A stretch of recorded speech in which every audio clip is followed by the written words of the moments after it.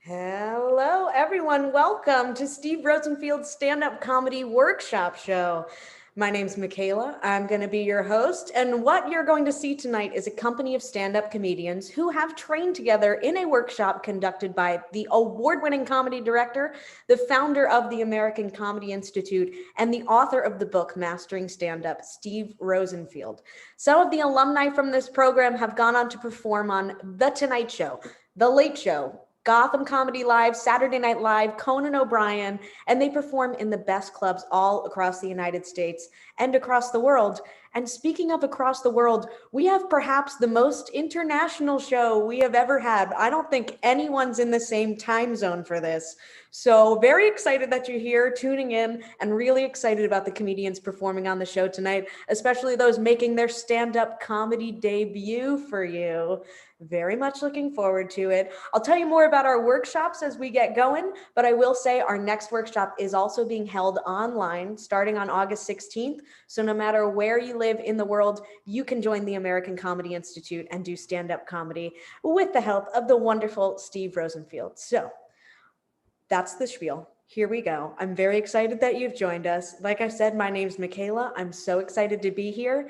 My background says I'm in New York City, and I am. That is actually where I am. And wow, I'm glad to be here because I spent the past year in a terrifying place. It's called Florida. Oh my God. But I wasn't alone. I luckily had two great quarantine buddies. Ladies and gentlemen, they've been married for 26 beautiful years. They've seen all 8 seasons of Dexter thrice, and they still don't believe in global warming. It's Mike and Tina Fagan, the greatest parents I could have ever asked for. I love them. It was fun. We had a good time, except they live in a 55 and over community. So I lived in a 55 and over community, and I couldn't fall asleep at night because I knew I was the only fertile woman in at least a mile. And if this became a situation where we had to repopulate the earth, there was going to be a line of old men knocking down my door. So I established the parameters of the competition that would ensue. It would be called the Viagra Games. You must have an eligible driver's license to enter. Then it would be a jitterbug tournament just to determine their style, flair, and endurance, and then bocce ball to the death. I would procreate with the lone victor. So lucky for the men of that neighborhood, I've returned to New York City. I love doing Zoom shows, I really do, because none of you can tell how short I am. I am 4'8". That's 2 inches shorter than Danny DeVito. Yes, indeed. Someone on the Zoom call just went, wow. Yeah, that's true. That's how small I am. But you know, I think it's convenient. The first time that my ex saw me naked, they said they were shocked at how close together everything was. And that can't be a bad thing. I mean, some people donate their bodies to science. I'm going to donate mine to engineering. It's efficient. I perform my bodily functions very quickly, and I can get drunk from like just the thought. So it's a fine life. I'm like an iPod shuffle. I have all the same functions, except if you give me a margarita, I'll only play Jimmy Buffett. That's kind of what it's like being in my body. I feel comfortable with you all now, so I'll tell you, in college, I was a lesbian, and I still am because I'm not a quitter. I'm not going to quit. It's a difficult thing, but I'm going to keep going. I'm not the only queer person in my family. I have wonderful aunts that have a crew of lesbians in New Jersey. It's a strong group, and their names are, I kid you not, Karen and Debbie, Sue and Ellie, BJ, Gail, and Wheezy. Wheezy, short for Weasela, of course. That's her other nickname. It's a strange group. I love them so much. And they give great advice, but it feels a little bit outdated. They came out in like the 80s. So I'll ask them, like, hey, how long should I wait to message this girl so that she knows I like her? And they're like, okay, yeah, got it. Messaging, here we go. McKay, first step, number one thing you want to do, marry a man, wait 10 to 12 years. Just marry a man, wait out a decade, be married to a man for 10 years. I'm like, okay, that's not what I want. I don't think you understand. They're like, no, it's, you're playing the long game, okay? Then at your weekly all girls poker game, going up to your friend Debbie, give her a passionate but clumsy kiss on the side of the mouth, wait 10 to 12 more years. It never happened. Never happened, okay? Then at your goddaughter's communion, don't worry, Debbie will be there. She's like family. Go on up to her, kiss her full on the mouth, tell her you die for her, live happily ever after. In secrecy, tell no one. Does that help? I'm like, yes, it does very much. Thank you. I love you guys. I love you so much. And thank you all. My name's Michaela. I can't wait to bring your first comic to the screen. He's so funny, performing all the way from New York City. So somewhere back there. This is Peter Koo. Hey, thanks a lot, Michaela. And thank you, our audience, for checking out our streamed show. You know, when I was a kid, I heard this a lot. Peter, pumpkin eater, had a wife and couldn't keep her. He put her in a pumpkin shell, and there he kept her very well. I learned that this nursery rhyme is from the 18th century and is actually about a man murdering his wife, then dismembering and hiding her body. I also learned that sharing this history with your date and her kid makes everyone uncomfortable. My 12-year-old niece is at an age when she's starting to get obsessed with clothes. So I said to her, clothes don't make the kid. The kid makes the clothes, especially in China. You know, Chinese culture has some weird superstitions, like having moles on your skin. That's good luck. Having a bird poop on you is good luck. Mirrors are bad luck. I mean, especially if you're lucky enough to be covered in moles and bird poop.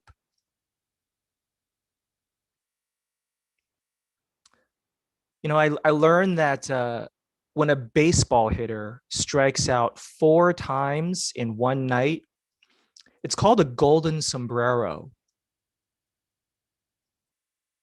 When I strike out 4 times in one night, it's called bar hopping.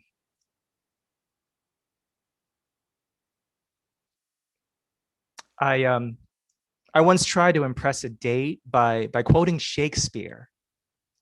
I said, brevity is the soul of wit. And she slept with me, but seemed a little annoyed afterwards. So I asked her how I was in bed. She said witty, way too witty.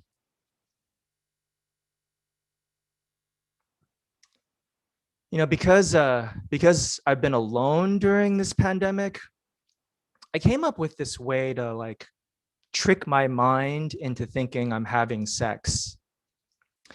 I just go to bed naked. It's amazing. It totally works. In the morning, I actually feel like I had sex the night before. I mean, the only difference is there's no woman and no satisfaction. Whenever I see George Clooney's wife's name, Amal, in news articles, I see the word anal, anal Clooney. And I think, geez, George Clooney gets everything. I looked it up. Amal in Arabic actually means hope, which is interesting because anal to me also means hope.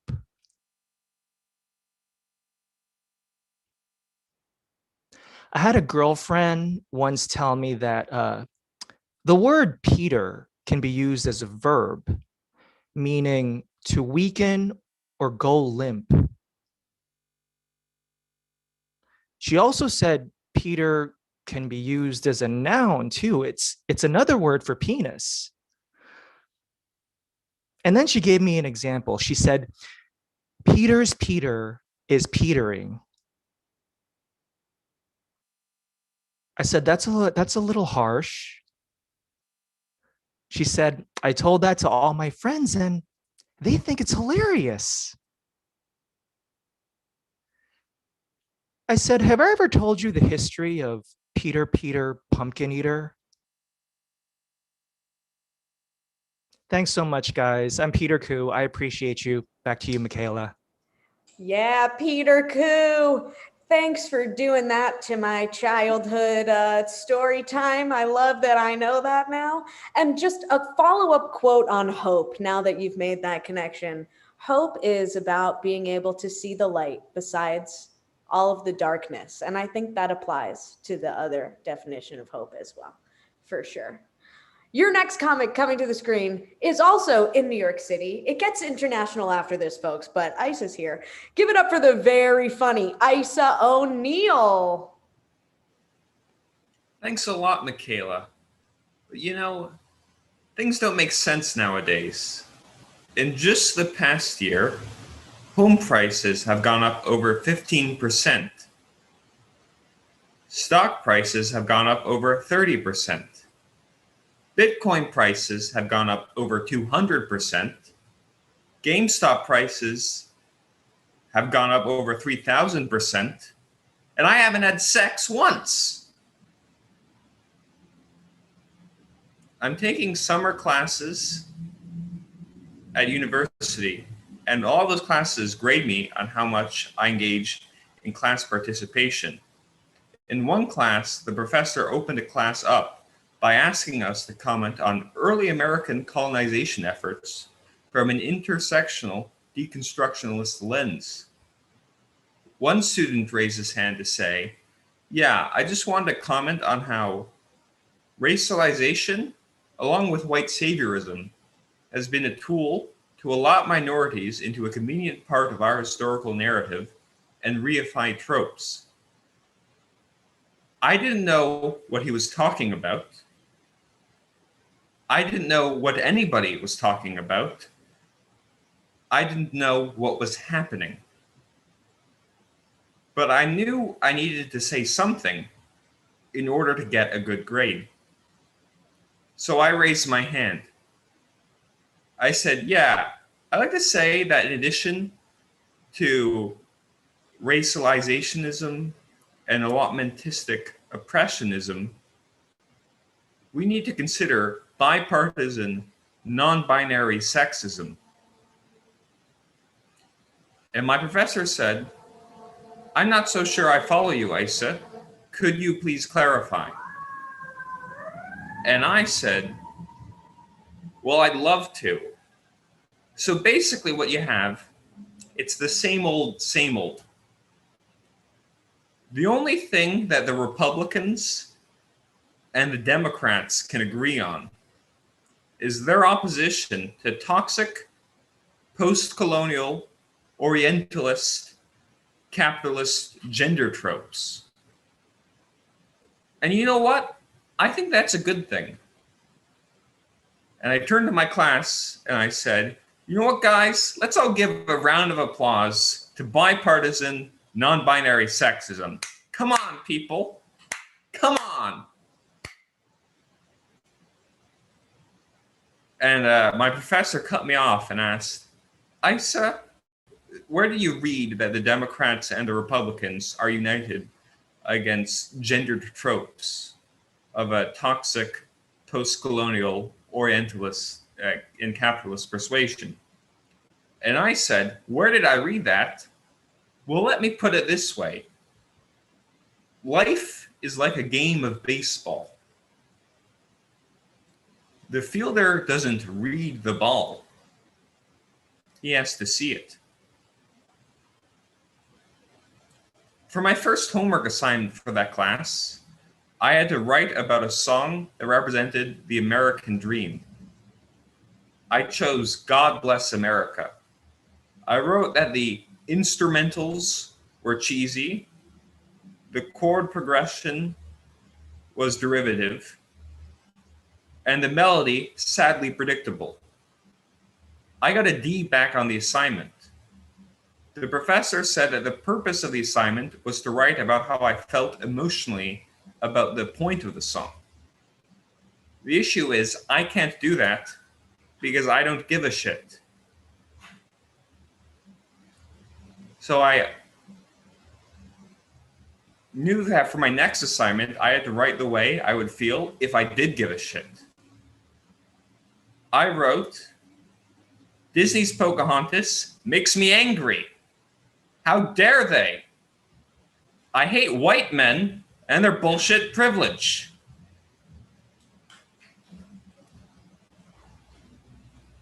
Sorry about that. How could Disney's Pocahontas not pay attention to any post-feminist intersectional discourse concerning gender roles and bipartisan non-binary sexism? The next class, my professor pulled me aside and told me that judging by my homework assignments and my class participation, I was the most thoughtful, provocative, and interesting D student he'd ever met. When I was young, my father pulled me aside and he told me, Isa, there's something special about you, something unique. You need to stop it. Last year, I told my father that I was having trouble dating, and he said, duh.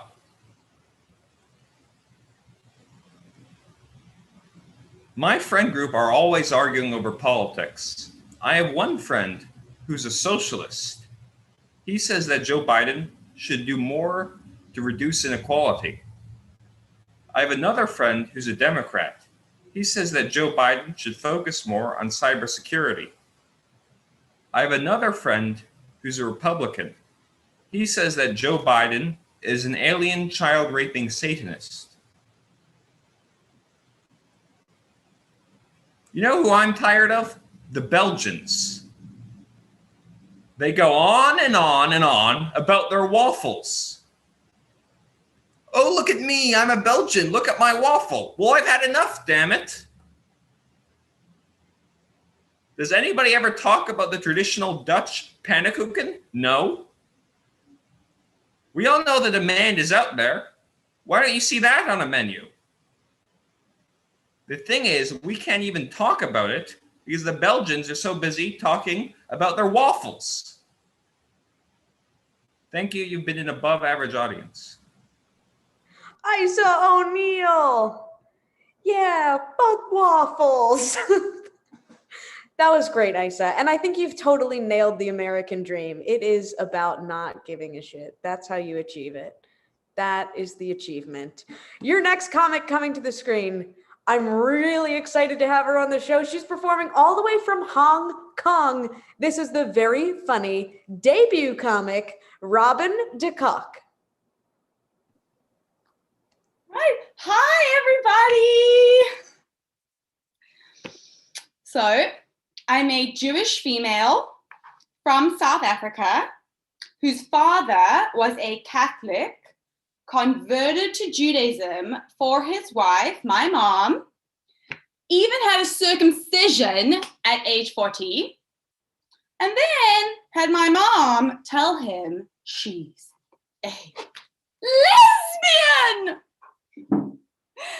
Let me reiterate.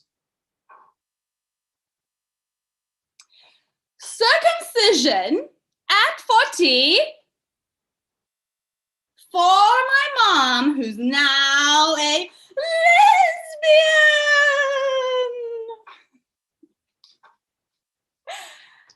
My dad said he had no idea about my mom. And I was like, Dad, were there a lot of Jewish women who drove pickup trucks, had a mohawk, and worked in construction? I know what you're thinking. Not the same story again. But there's more. My name is Robin de Kock. Robin de Kock. Rubbing da freaking cock. And you think you've got problems. I heard that mothers sometimes give their daughters names that they wish for themselves. I guess that wasn't true in my mother's case. That's right. You didn't hear me wrong. My parents named me Robin de Kock. For a long time, I really resented the fact that they gave me a porn star name. But then, as I got older and a little bit more familiar with porn, like you're not, I realized they gave me a brilliant porn star name. Who'd want to see Jenny Taylor, Queen Laquifa, Sandra Poolcock, Vagelina Holy, when you could see Robin de Kock?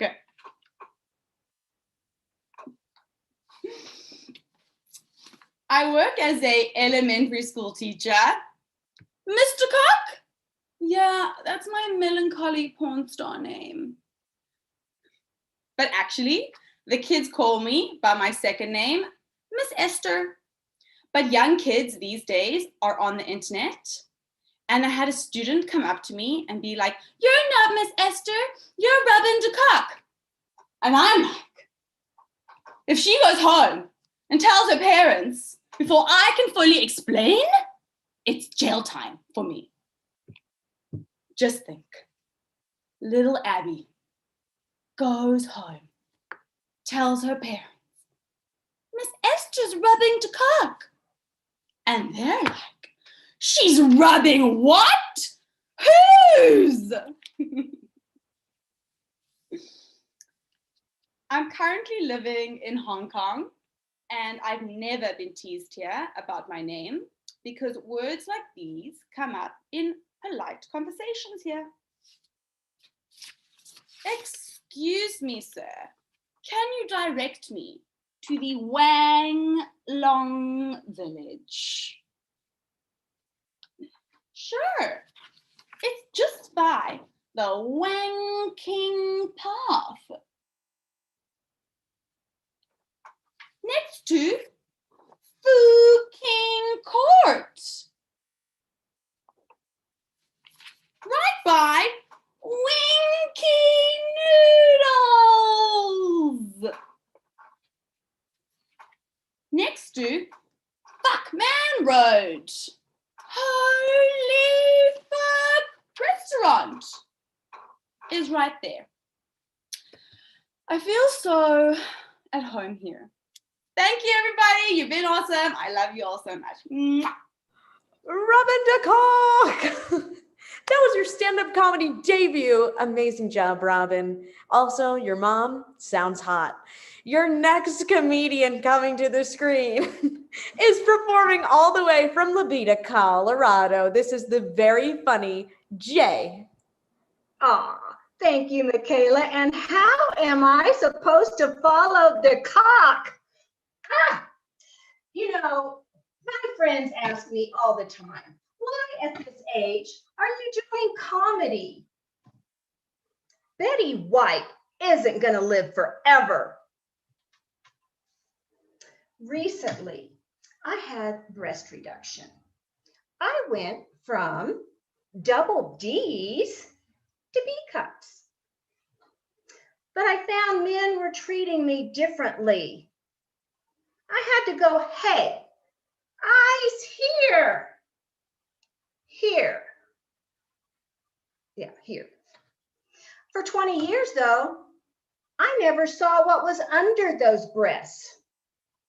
A fat belly. In retrospect, I think a little less reduction and a little more lipo. Back in the day, we didn't have online dating. So I had to be very creative. I was a golfer, and I put my name and phone number on my golf tees.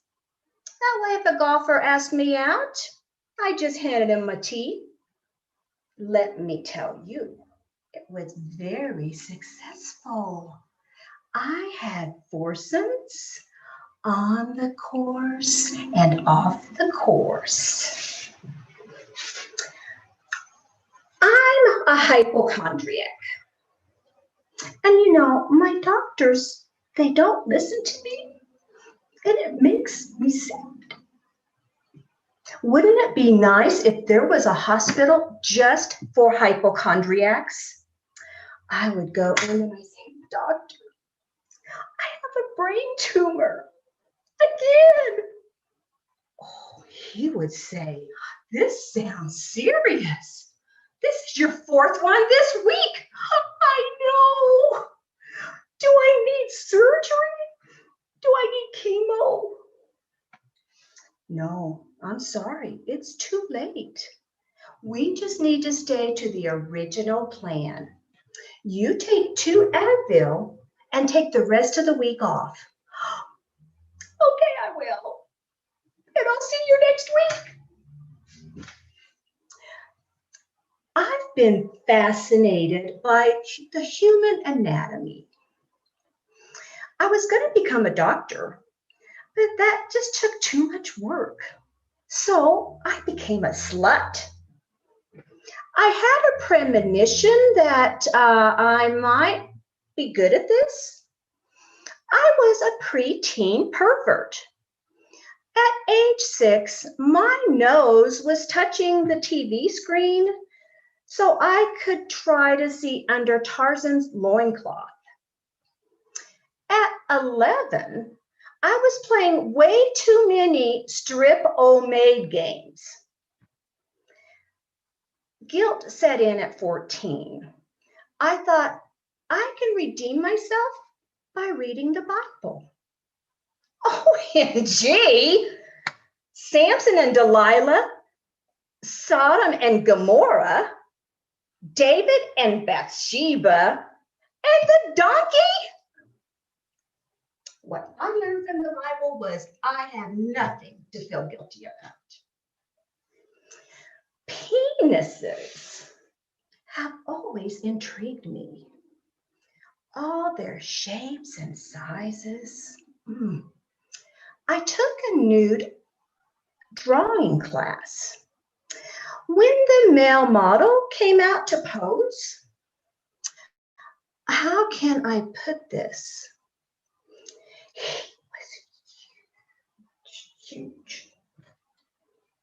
My instructor came by and said, you are drawing your penises very well, but you do need to draw the rest of the body too.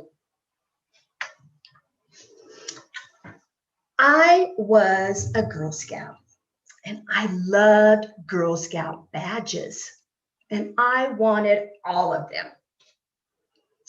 But they didn't have them for the things that I was good at, like making out, underage drinking, stealing my dad's cigarettes, and most importantly, learning how to forge my mom's name on those badge requirements. When I got good at that, I had a sash full of badges.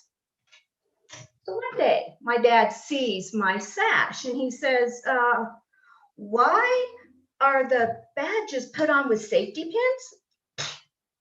Oh, so He goes, Jay, there's 4 badges for sewing. And mountain climbing and snow skiing, just where in Kansas did you do that? You know, if there's a Girl Scout hell, I'm there.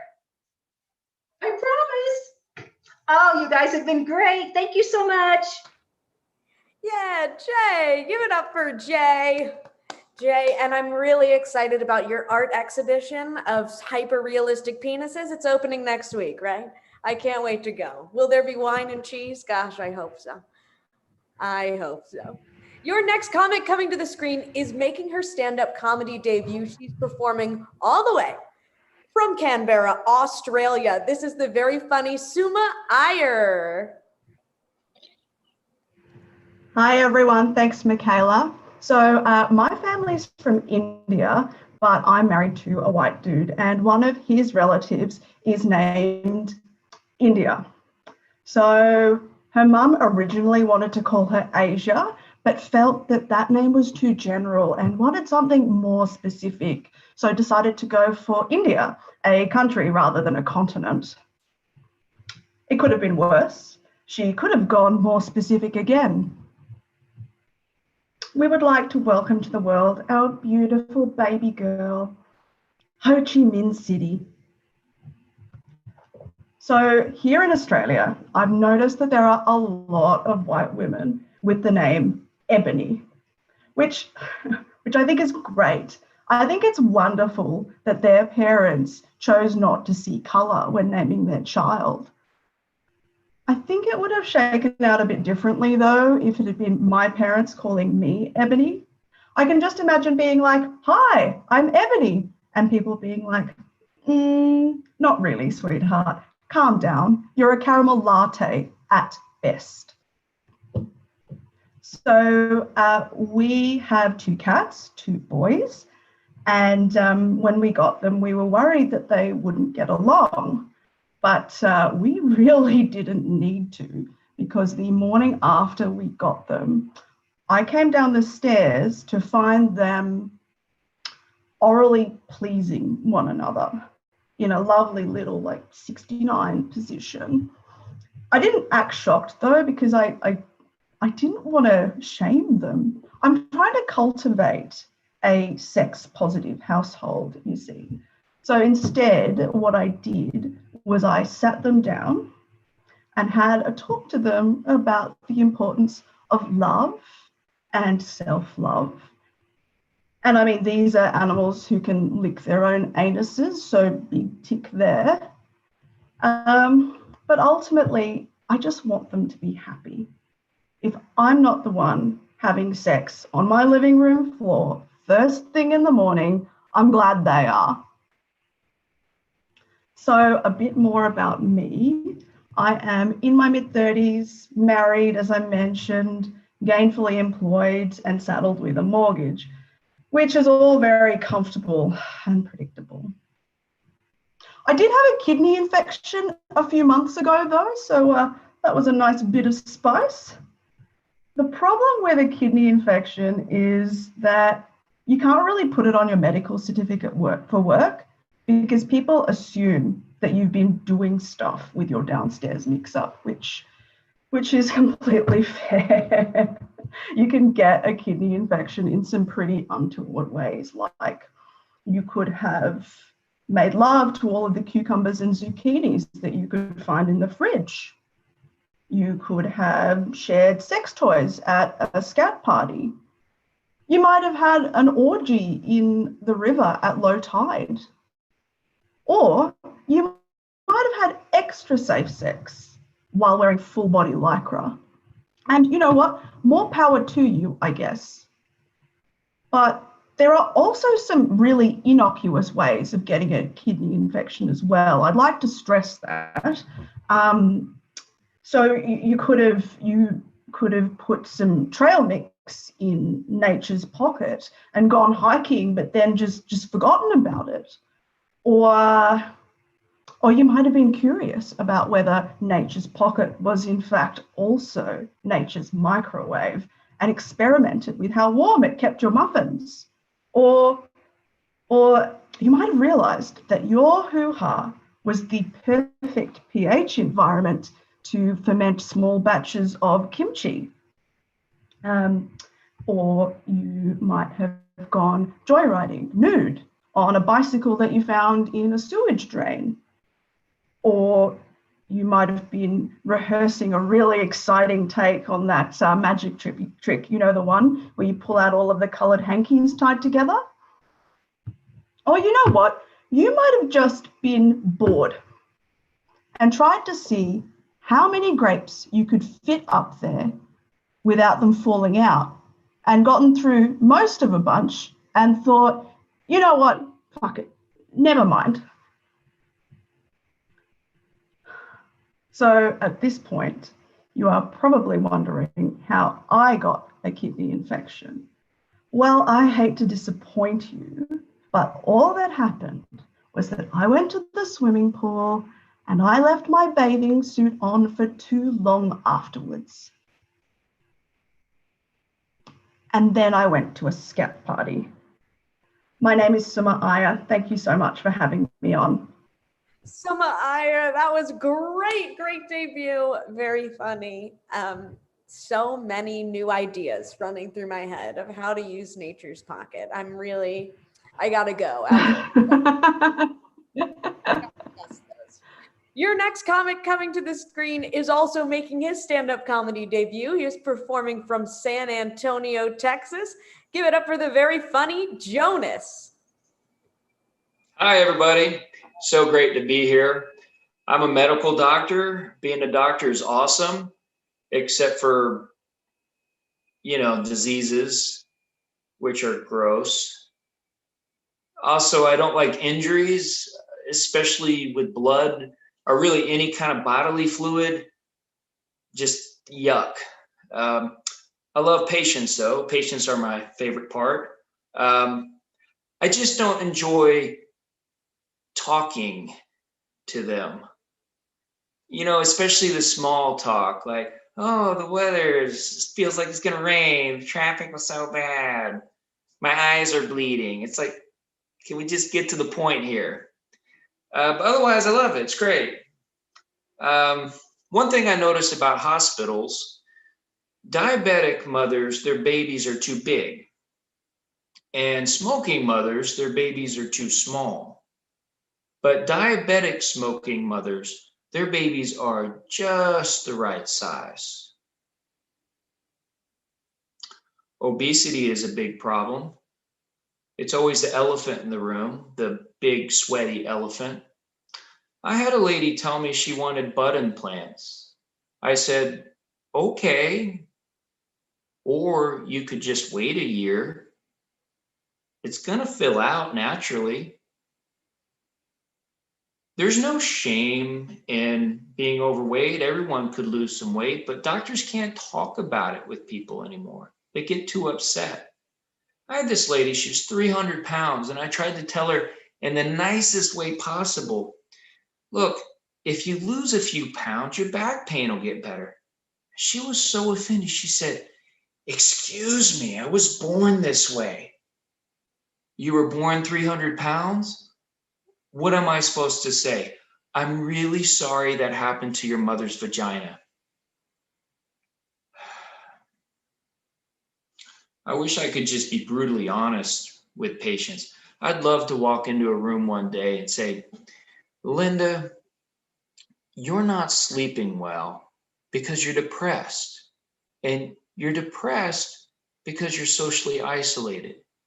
And you're socially isolated because you're really annoying. And Linda will just keep texting, yeah, okay.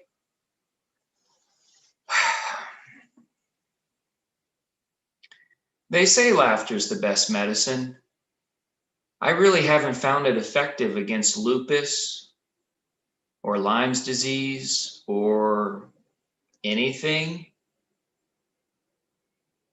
I think drugs are probably better medicine than laughter. Sometimes I wish I had done something where I could really have an impact on people. Like a cult leader. But not a murdering cult, a good cult, the kind that provides a sense of purpose, camaraderie, mind control. I think most cults, they start off great, and then the leader messes it up. He comes in one day and he's like, Jebediah, you take the men out to the field. I'll stay back here and purge the women of their sexual desires.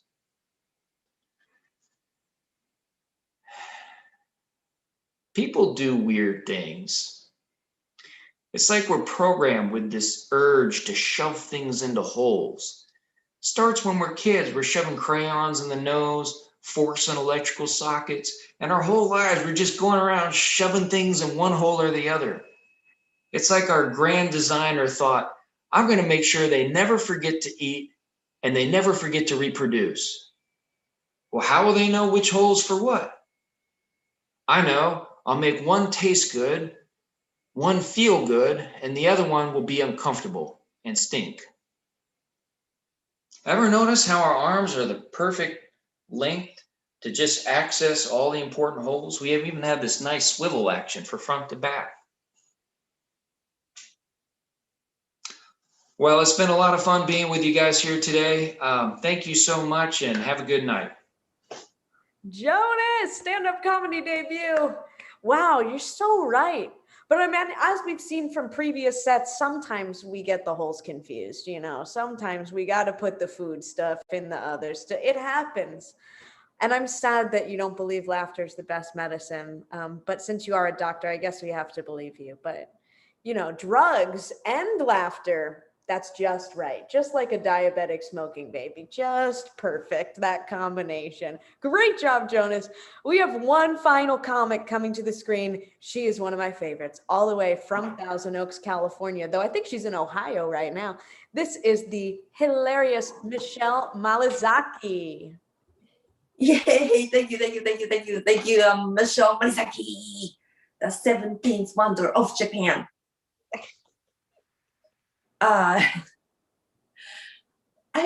tell people to, how to pronounce my last name, Marizaki, but white people, they don't want to say it right, because if they say it wrong, it might make them look like a racist. All my life, I am pronouncing everybody else's name wrong. For example, my favorite US president is Theodore Roosevelt. I mean, I recently learned how to say it right. Okay, I got it. Theodore Roosevelt. Oh, thank you. I know how to say it right. But I was saying it wrong all my life. And did it make me a racist? No. I don't know. I think it's really silly. Some of my Asian friends are worried about the hatred toward the Asians. So they are thinking about guns. I bought my weapon. I bought a cannon. I got it online. But then someone told me that I need to get a license. Oh my gosh, the gun control is very strict. But what if I don't get my license? If I don't get it, I think I'm gonna buy some land and make it a park and put my cannon there. And I think I'm gonna call my park Theodore Roosevelt Park. My husband's mother passed away recently, and my husband talked at her memorial service. Then he got mad at me because I told everyone that I was so moved by his eulogy. He said, no, it's eulogy. I said, yeah, that's what I said. He's like, no, you said urology. It's eulogy. It's Greek. It's not English. I have trouble with English already. And now I have to learn Greek. And my husband hasn't talked to me since. But that's not a big deal because he's a rocket scientist. He hardly talks. When he wants to express his feelings, he just writes the pie charts. Because I'm from Japan, you might think my father is a very stern, cold man. No. Nobita. That's his name. Nobita. He is very sensitive. A sensitive Japanese man. Growing up, he wanted to become a ballerina. But he couldn't because of the World War II. No one was selling tutus. I bought a smart fridge. It's Korean. Samsung. And it speaks 19 different languages. 19. But it doesn't speak Japanese. It speaks Slovenian. Slovenia has 2.3 million people. Japan, 127 million. I know this because the fridge told me. I bought a racist fridge. It scans everything inside and knows what's in it. I started buying things just to impress my fridge. This morning, Fridge asked me if I'd consumed all of the yogurt. It's accusing me of stealing my own food. And he also told me if I don't eat kale by 10 p.m. tonight, it will expire. That racist Fridge is threatening me. When I go outside of the house, it tracks me down. The other day I was at the grocery store, it texted me, buy hummus. I'm allergic to hummus. That racist Fridge is just trying to kill me.